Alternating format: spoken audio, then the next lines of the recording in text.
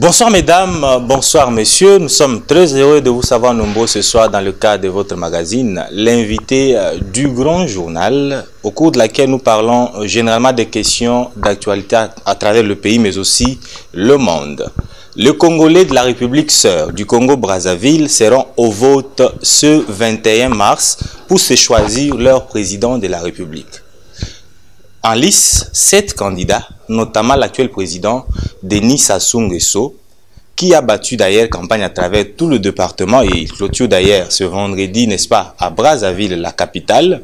Et nous sommes venus nous entretenir avec l'un de ses porte-paroles, directeur des campagnes adjoints de Denis Sassou Nguesso, Monsieur Koliné Anatole Makosso, qui va justement nous dire qu'est-ce qui a été fait pour que le Congolais porte une nouvelle fois leur choix sur Denis Sassou Nguesso.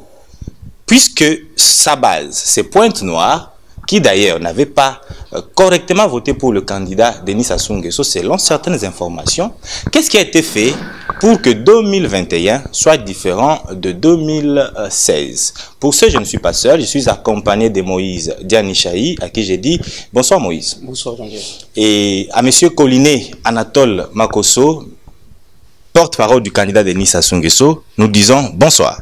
Bonsoir, c'est plutôt Anatole Koliné Makosso. Anatole Koliné Makosso. Merci beaucoup. Porte-parole du candidat Denis Sassou Nguesso, nous vous avons accompagné pour ce qui nous concerne à travers les différents arrondissements de Pointe-Noire où vous avez parlé à la population, c'est vrai, mais êtes-vous convaincu aujourd'hui, à 4 jours de l'élection, avoir, n'est-ce pas, réalisé le travail pour lequel vous avez été désigné coordinateur adjoint de la campagne? Oui, nous n'avons pas besoin de fournir beaucoup d'efforts pour comprendre l'intérêt que les populations ont porté à la candidature de Denis Sassou Nguesso. Vous les avez vus mobilisés, enthousiastes, déterminés à aller faire le choix de Denis Sassou Nguesso. Donc, en tant que porte-parole vis-à-vis de la population, on n'a pas eu un grand travail à faire parce que cette population est déjà convaincue de ce que Denis Sassou Nguesso était l'homme de la situation. Ce sont ces populations qui elles-mêmes ont réquisitionné Denis Sassou Nguesso, en ont appelé à sa candidature. Donc, tout ce qui nous restait à faire, c'était d'aller leur expliquer le nouveau projet de société de Denis Sassou Nguesso, mais plus besoin de les convaincre d'aller voter parce qu'ils s'étaient déjà fait leur religion, parce qu'ils étaient déjà convaincus qu'ils devaient aller voter Denis Sassou Nguesso. Et pourquoi ils doivent voter pour Denis Sassou Nguesso? J'insiste sur cette question parce qu'en 2016, selon plusieurs informations, Pointe-Noire avait dit non au candidat président. C'est vous qui le dites. Est-ce que cette fois-ci, vous pensez que les Ponténégrins vont rééditer l'exploit? Ne dites pas ce qui n'est pas exact. Pointe-Noire n'avait pas dit non au candidat Denis Sassou Nguesso. Pointe-Noire avait voté pour le candidat Denis Sassou Nguesso.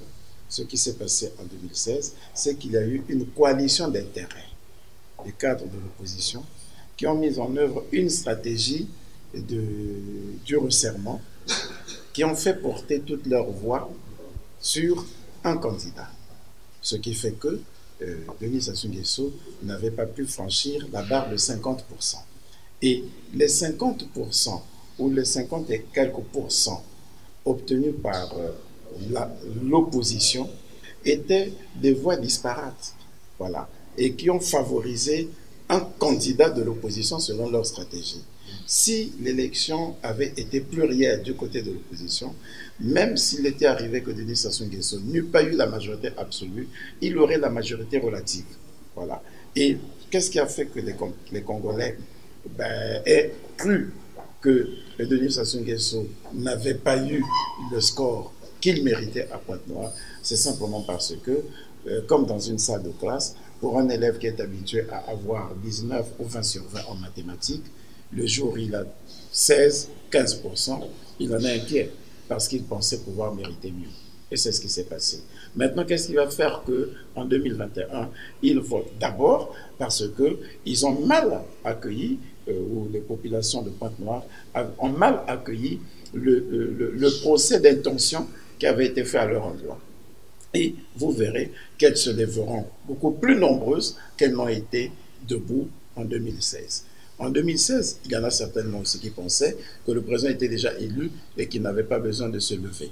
Et cette fois-ci, pour corriger la copie, pour démontrer qu'il n'y avait jamais eu des amours entre Denis Sassou Nguesso et les populations de Pointe-Noire, les populations vont davantage se lever pour aller voter. Mais aussi parce que le peuple congolais dans son ensemble a fait le choix du réalisme, du pragmatisme et de l'expérience de Denis Sassou Nguesso face à l'amateurisme, à l'intégrisme, au populisme que lui proposent les autres candidats.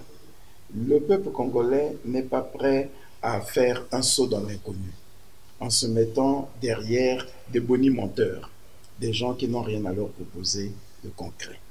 Le peuple congolais estime qu'en cette période de turbulence, il vaut mieux continuer à faire confiance à Denis Sassou Nguesso plutôt que d'orienter des choix vers des aventuriers qui sont déconnectés, qui n'ont aucune connaissance de la gestion des affaires du pays.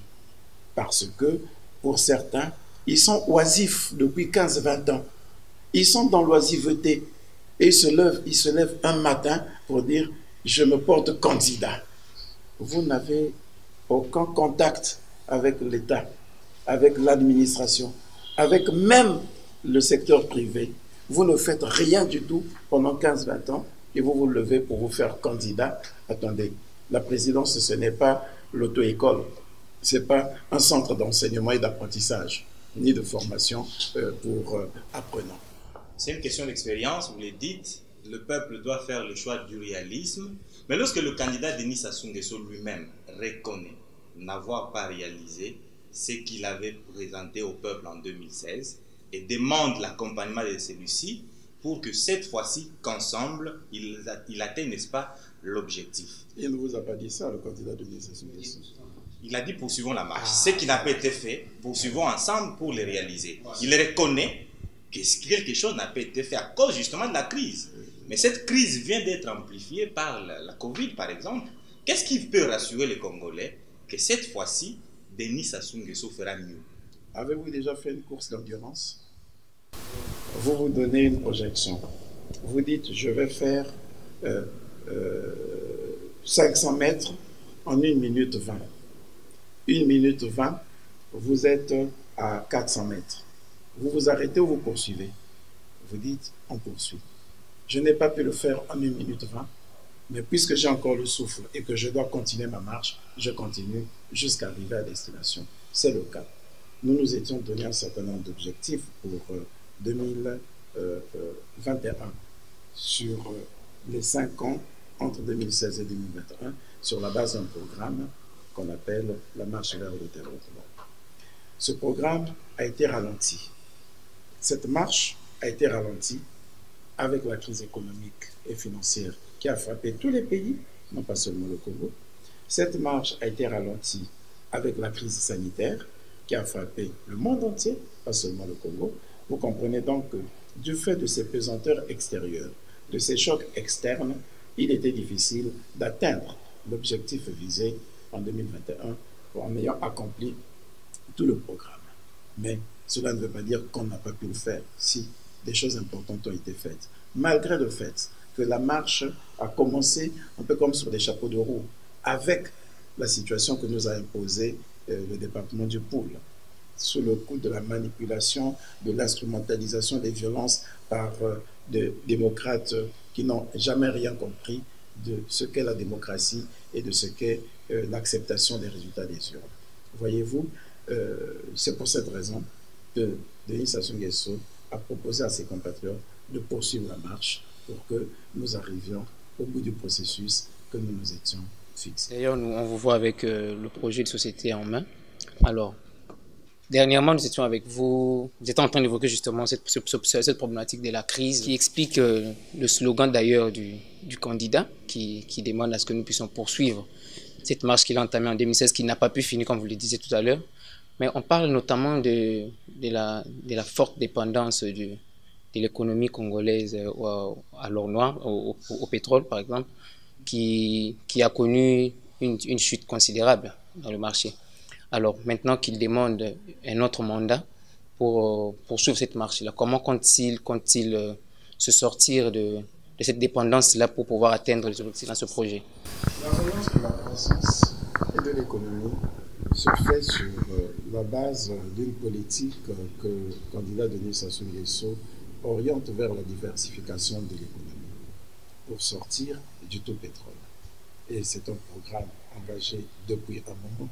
Et cette fois-ci, dans le cadre de la poursuite de la marche, et en tirant les leçons de ce que nous avons connu entre 2016 et maintenant, en 2014 et maintenant, avec la chute drastique des prix du baril de pétrole et des matières premières, l'accent est mis de façon particulière sur le développement de l'agriculture, que Denis Sassou Nguesso avait déjà placé dans les années 80 comme étant la priorité des priorités, et au sujet de laquelle il avait développé d'importants programmes qui n'ont pas pu être conduits à leur terme à cause des institutions du Bretton Woods qui, dans les années 90, 91, 89, 90 et jusqu'à 91, avaient estimé que les investissements que l'État congolais faisait dans le cadre du développement de l'agriculture, avec la création et la gestion sous le label des entreprises publiques ou des sociétés d'économie mixte, des fermes d'État, des offices de stabilisation, de transformation, de commercialisation des produits agricoles ne devraient pas être dans l'ère des politiques du FMI et avait demandé à l'État de se désengager de cette intervention économique sur les projets agricoles. C'est ce qui avait retardé l'élan qui avait déjà été adopté à ce moment. Et lorsque Denis Sassou Nguesso revient aux affaires en 1997, et particulièrement dans les années 2000, il remet l'ouvrage sur la mécanisation agricole. Voilà. Et toutes ces politiques n'ont pas prospéré.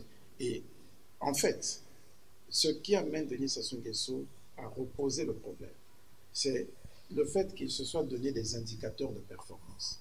Autant dans le cadre du désenclavement de l'arrière-pays, il a pu établir la matérialisation de cette volonté par un certain nombre d'indicateurs, notamment la route Brazzaville-Pointe-Noire qui va jusqu'à Ouesso et peut-être la frontière du Cameroun, la route qui relie le Congo au Gabon par Okoyo, Bundi, Okoyo, Leketi, la route qui relie le Congo en Angola par la route ce qu'on appelle la route de la frontière à Pointe-Noire, le fait que tous les départements du Congo sont reliés à la capitale par une route bitumée, Denis Sassou Nguesso a pu se dire, cette bataille, elle est donc remportée.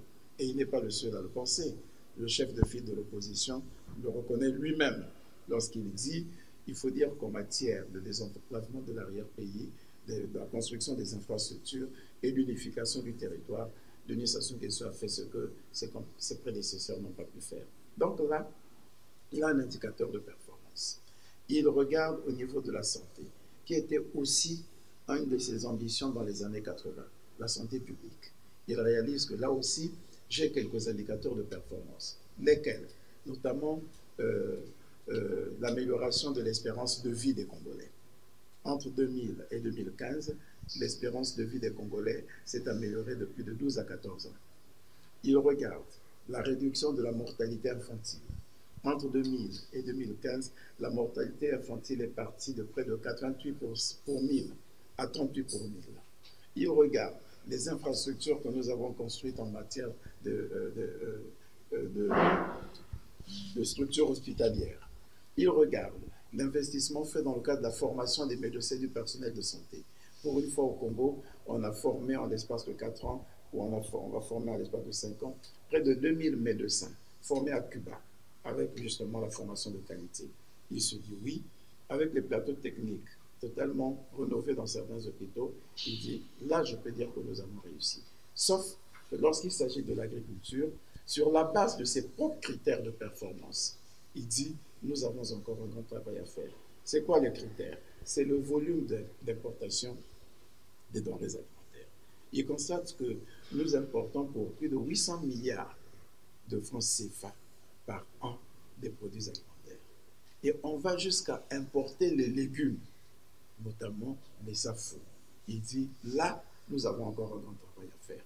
Donc, tous les efforts que nous avons fournis depuis là ne nous ont pas encore permis de gagner la bataille de l'autosuffisance alimentaire et de l'indépendance alimentaire. Il nous faut remettre l'ouvrage sur le métier, poursuivre ces efforts, et c'est ce qu'il fait à partir de ce projet de société. Bon, nous allons justement poursuivre, parler de l'agriculture. Congo-Brazzaville contient quand même une population jeune qui forcément ne pourra pas, bon, compte tenu de réalité du 21e siècle, se contenter de faire de l'agriculture. Alors, il y a cette problématique-là du travail et de la formation, les jeunes. Quelle est la place réservée aux jeunes dans ce projet de société pour cet énième mandat que demande le candidat Sassou? Vous savez que Denis Sassou Nguesso a toujours mis la jeunesse au centre du développement. Je me rappelle que dans les années 80, dans l'un de ses gouvernements, je crois que c'est à partir de 1989, il avait relié la problématique de l'agriculture à la proportion juvénile, en mettant en place dans son gouvernement un ministère chargé de la jeunesse et du développement rural. Ce ministère était même un ministère d'État. Ce ministre, le ministre qui avait en charge ce portefeuille, était même un ministre d'État. Et si vous voulez bien vous convaincre de la compatibilité de la politique que doit mettre en œuvre Sassou avec ses préoccupations pour la jeunesse, il n'y a qu'à vous référer à l'étude qu'il a commandée, la consultation qu'il a commandée, en utilisant les outils et les moyens d'expression des jeunes eux-mêmes, c'est-à-dire les réseaux sociaux. Lorsqu'il a soumis son projet de société à la validation des jeunes qui se sont prononcés en fixant l'ordre de priorité, et ce qui a permis à Denis Sassou Nguesso de se convaincre de la compatibilité entre son projet de société et les aspirations de la jeunesse. Denis Sassou Nguesso place la jeunesse au centre au point d'avoir initié ce qu'on appelle la gouvernance intergénérationnelle, en ayant créé un conseil consultatif de la jeunesse, en ayant ouvert les instances nationales, les instances dirigeantes à la jeunesse. Je pense que nous n'avons plus à épiloguer sur la foi que Denis Sassou Nguesso porte en la jeunesse dans la mise en œuvre et la conduite des politiques publiques, et particulièrement de son projet de société. Nous sommes le 17 mars aujourd'hui. Les militaires ont déjà voté. Je crois qu'ils votent à l'heure où nous tournons ce magazine. Ça craint au sein de l'opinion, dans l'opposition principalement. Il se pose la question, comment est-ce que vous allez faire, ou comment les pouvoirs, ou la CENI va faire pour garder, n'est-ce pas, les résultats de vote des militaires jusqu'au 21 et mettre ça ensemble. Il n'y aura pas de tricherie. Les militaires qui sont dans les cavernes ne vont pas continuer à voter jusqu'au 21. Est-ce que vous ne voyez pas que ça laisse un doute quant à la crédibilité du processus? Il y a une catégorie de personnes comme ça. On pensait que le fait était seulement africain. On a failli finir par se rendre compte que les gens qui n'ont pas confiance en leur propre système électoral et aux urnes, qui ne croient pas en la démocratie, ils ont dépassé le cadre de l'Afrique. On a vu ça aux États-Unis. Avec Trump. Avec Trump. Donc vous avez aussi une catégorie de personnes comme ça qui, quel que soit le processus, quelle que soit la régularité du processus, ils sont toujours hantés par le résultat des urnes et créent des conditions pour les contester. Voilà. Au départ, on pensait que c'est un fait africain. Donc, je peux le leur concéder. Vous n'allez quand même pas vous laisser embarquer par les pleurs d'enfants des gens qui trouvent comme moyen de se consoler de leur échec déjà annoncé que par l'incitation à la révolte, l'incitation à la rébellion, par des comportements, des appels séditieux. C'est des gens de ce genre. Maintenant, pour revenir sur votre question. Les urnes, après le vote des militaires, sont scellées, cadenassées, gardées à la CENI. Y a-t-il des témoins de tous les candidats? Mais ils participent au scellé. Quand on a fini, on a scellé. Tous les candidats sont représentés, ils sont là. Ils verront les cadenas qu'ils auront mis. Et le jour du dépouillement, après le 21, ces urnes reviennent. Elles vont être dépouillées, les résultats vont être dépouillés en même temps que les résultats du 21 du jour. Quel est le problème? Quoi qu'on ait fait, on devait trouver des choses à dire. Même si on avait dit qu'on dépouille là et qu'on parte avec les résultats, ils auraient trouvé quelque chose à dire. On n'a pas besoin de perdre du temps avec des pleurnichards qui pensent toujours qu'il y a un mal quelque part lorsque ils sont contre-performants. Quand ils sont conscients de leur faiblesse, ils sont obligés de crier au voleur pour que le match ne se joue pas normalement. On n'a pas de temps à perdre. Au PCT, vos partisans ne cessent de répéter un Koukao. Est-ce que ce n'est pas une façon d'avouer ou de faire savoir que les jeux sont joués d'avance? Vous avez déjà vu une équipe qui va sur l'aire de jeu en disant que nous allons être vaincus dans n'importe quelle compétition. Sport, culture, politique. Alors, donc, quand les partisans qui savent comment ils se sont préparés, qui savent que leur formation politique justifie d'un véritable ancrage sur toute l'étendue du territoire national, dans tous les villages. Vous m'avez assisté à certaines réunions. Vous avez vu que dans les blocs, c'est un espace de 10 à 20 parcelles de terrain. Et dans chaque bloc, le Parti congolais du travail, par exemple, a une cellule. Et cette cellule est composée d'environ 50 personnes. Un noyau dirige cette cellule. Vous ne verrez pas un parti aussi organisé que le Parti congolais du travail. Et vous pensez que ces acteurs, ces militants, qui savent comment ils sont organisés, ils peuvent avoir peur de chanter leur victoire, même avant le combat? Non. Mais malgré cela, vous voyez notre président, qui aurait pu s'asseoir dans un confort d'assurance, mouiller le maillot, se déployer partout, aller convaincre les indécis, aller de village en village. Il est tous les jours dans un avion pour appeler à voter tous ceux qui sont pourtant même acquis. Alors vous croyez que quand quelqu'un travaille de cette manière, les militants, on devrait avoir de la gêne à dire un Koukao? En face d'eux, il y a qui? Il y a des gens qui pensent que l'élection se joue dans leur petit village. Ils ne comptent que sur les quelques populations de leur tribu, de leur clan, qu'ils veulent même balkaniser. Ils comptent sur eux. Et vous pensez que on devrait avoir de la gêne, on devrait avoir honte d'annoncer une victoire éventuelle? Je ne pense pas.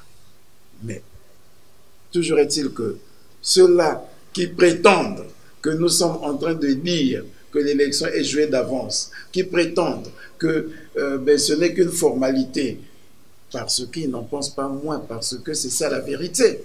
Ils sont eux-mêmes conscients qu'ils ont échoué d'avance. Ils sont même conscients qu'ils ont échoué d'avance, mais il faut savoir aussi, puisque vous parlez de l'optimisme, il y a en face ceux qui se disent opposants, optimistes, pardon, qui disent, n'est-ce pas, au peuple congolais que ça suffit. Cette fois-ci, il faut mettre fin au système. Certains disent même qu'ils ne vont pas accepter la victoire d'un autre candidat. Mais c'est leur jeu. C'est le jeu de la rébellion. Ils sont habitués. C'est cette rébellion qui nous a causé le retard dans le démarrage de la marche vers le développement. Il y a des gens comme ça. Je vous ai dit qu'il y a une race de personnes comme ça. On croyait qu'il n'existait qu'au Congo ou en Afrique. On s'est rendu compte qu'ils ont des ramifications. Cette race a des ramifications aux États-Unis. Voilà. C'est des gens de la même race. Quoi que l'on fasse, ils auront à justifier une contestation et à susciter une rébellion. Si dans un pays comme les États-Unis, on est allé jusqu'à vouloir attaquer le Capitole parce qu'on n'accepte pas les résultats, comment peut-on s'interroger encore du comportement de certains candidats qui disent, ils reconnaissent bien la transparence, puisqu'ils disent qu'ils auront des représentants dans chaque bureau de vote. Est-ce qu'il y a un meilleur système de transparence que celui-là? La représentation, la représentativité de chaque candidat dans un bureau de vote. La participation de ces représentants au comptage des voix, à la compilation. De quelle transparence a donc-on besoin? Mais on se permet quand même de dire, mais si les résultats qui vont être publiés sont contraires aux nôtres, on ne sait pas quels seront les leurs. Voilà. Et on annonce déjà qu'on en appellera à un soulèvement populaire. On n'acceptera pas les résultats qui vont être publiés. Que voulez-vous qu'on fasse face à des gens comme ça? Mais quand ils vous accusent aussi d'achat de conscience par des billets des complices. banques, des t-shirts, il y a des gens qui viennent à vos meetings parce que vous mettez les moyens, ceux qui n'ont pas d'ailleurs. Nous n'avons pas le temps à perdre dans des arguties, dans des arguments spécieux. C'est pas possible. Fallacieux, c'est pas possible. C'est sur le terrain, c'est la mobilisation de nos électeurs. Ils n'avaient qu'à d'abord aller rendre visite à leurs électeurs qu'ils n'ont jamais vus. Eux, ils sont même pas élus locaux, pour certains. Donc, ils n'ont qu'un contact avec la base. Ils ne sont même pas, ils sont incapables de se faire élire, même comme conseiller local. Ils n'ont choisi que la présidence. Parmi les candidats, il n'y a qu'un député. Et depuis 2017, il n'est jamais reparti dans sa circonscription. Même pas pour une descente parlementaire pour expliquer les lois. Il n'a retrouvé ses électeurs que pour aller redemander leur suffrage. Il pense que l'électorat est un bétail qu'on enferme en 2017 et on vient en 2021, on ouvre pour qu'il aille voter pour lui. Bon, vous dites quoi? Et quand il voit ces mêmes militants aller accueillir Denis Sassou Nguesso en liesse, parce que les militants de Denis Sassou Nguesso sont en contact permanent avec ce peuple. Ils prétendent qu'ils ont été achetés. Que voulez-vous qu'on fasse face à des arguments fallacieux? Des gens qui ne peuvent pas supporter, qui ne peuvent pas savoir simplement reconnaître le mérite des autres. Mais, monsieur le porte-parole du candidat, on me fait ce que nous avons épuisé votre temps. Maintenant, je vous prie de regarder tout droit ce peuple à travers la caméra pour leur adresser ce message. C'est dans 4 jours qu'ils vont, n'est-ce pas, se choisir le nouveau chef de l'État.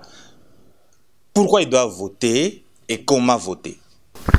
D'abord, avant de leur dire pourquoi ils doivent voter et comment voter, j'ai envie de leur dire qu'ils ont fait le bon choix, celui de l'expérience, celui de la sagesse, celui du pragmatisme et du réalisme. C'est Denis Sassou Nguesso. Ils ont fait le bon choix de recuser l'amateurisme des gens qui n'ont jamais rien exercé dans leur vie. Rien. Qui ne savent même pas comment fonctionne un État. Ils ont fait le choix de recuser le populisme et la démagogie de ceux qui recourent même aux mensonges, qui leur ont fait croire que c'est eux qui nous ont fait gagner l'initiative PPTE, alors qu'entre 1997 et 2002, ces gens n'ont même pas pu faire avancer ne serait-ce qu'un programme intérimaire du FMI. Et que l'initiative PPTE, le Congo y a été éligible en 2003, pendant qu'eux, ils n'étaient plus déjà au gouvernement. Et que le point de décision, le Congo l'a atteint en 2006, sous un autre ministre, pendant qu'eux, ils n'étaient plus au gouvernement. Le point d'achèvement de l'initiative PPTE, le Congo l'a atteint en 2010. Eux, ils n'étaient pas là. Mais ils se présentent aujourd'hui devant le peuple en disant « C'est grâce à nous que nous avons eu l'initiative PPTE en 2010, alors qu'ils avaient quitté les affaires depuis 2002. » Vous voyez? Donc, les Congolais récusent ces bonimenteurs, ces démagogues, qui recourent même aux mensonges pour susciter l'adhésion à leur cause de la population. Les Congolais ont raison de récuser l'amateurisme des oisifs, des gens qui sont restés 15-20 ans loin des affaires, qui n'ont plus exercé la moindre activité professionnelle, qui passaient leur temps à bâiller à la maison. Ils se lèvent, ils ne savent pas ce qu'ils doivent faire pendant 15-20 ans. Et ils se lèvent aujourd'hui pour dire « Nous voulons aller à l'élection, nous voulons être président ». Les Congolais récusent les menteurs. Voilà. On n'a pas besoin de mentir. La vérité n'accepte pas le témoignage du menteur. Ouais. Celui-là qui prétend avoir, du temps où il était ministre des Finances, d'avoir conduit le pays dans l'initiative PPTE, alors qu'il n'avait pas pu réussir, faire aboutir même un programme intérimaire. Celui-là qui n'a laissé comme souvenir à ses compatriotes qu'une escroquerie à l'épargne, lorsqu'il a fait venir dans ce pays un de ses partenaires qui a mobilisé la ressource des Congolais leur promettant des intérêts à chaque épargne, des intérêts exorbitants, et qui a fini par fuir avec toute la ressource des Congolais, laissant les pauvres Congolais dans la misère. Les Congolais se souviendront effectivement de Humberto Brada, de tristes souvenirs, et je ne sais pas comment ces Congolais qui ont souffert de cette escroquerie à l'épargne pourront aller voter ce compatriote qui se présente comme celui qui aura redressé l'économie du Congo, alors qu'il n'a pas pu faire avancer ni faire aboutir même un petit programme intérimaire des institutions de Bretton Woods. Les Congolais se souviendront de son passage dans les différentes banques, la BIDC. Et les Congolais en savent quelque chose. Les Congolais ont raison de récuser ceux qui viendront leur dire que moi, je ne viens pas vous servir parce qu'en dormant, j'ai eu l'appel du Saint-Esprit. Les Congolais récusent tous ces aventuriers et ils ont préféré faire le choix de Denis Sassou Nguesso. Alors, je voudrais bien demander à mes compatriotes d'aller confirmer ce choix le 21 mars 2021 dans les urnes. Et comment voter?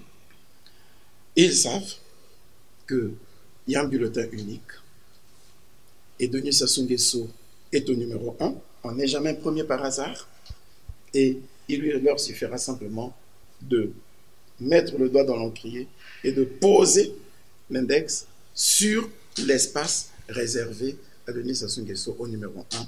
Ils reconnaîtront Denis Sassou Nguesso par son visage, mais ils le reconnaîtront aussi par son logo, l'éléphant. Monsieur le ministre, porte-parole du candidat, nous vous disons merci. C'est moi qui vous remercie. Voilà, mesdames et messieurs, ça n'est donc fini pour ce soir. Vous suivez notre entretien sur B1 Télévision, Antenne A. Les 2 chaînes sont sur Canal Sat, mais aussi sur notre site grandjournalcd.net. D'ici là, portez-vous bien en compagnie de nos différents programmes sur toutes nos chaînes partenaires. Au revoir.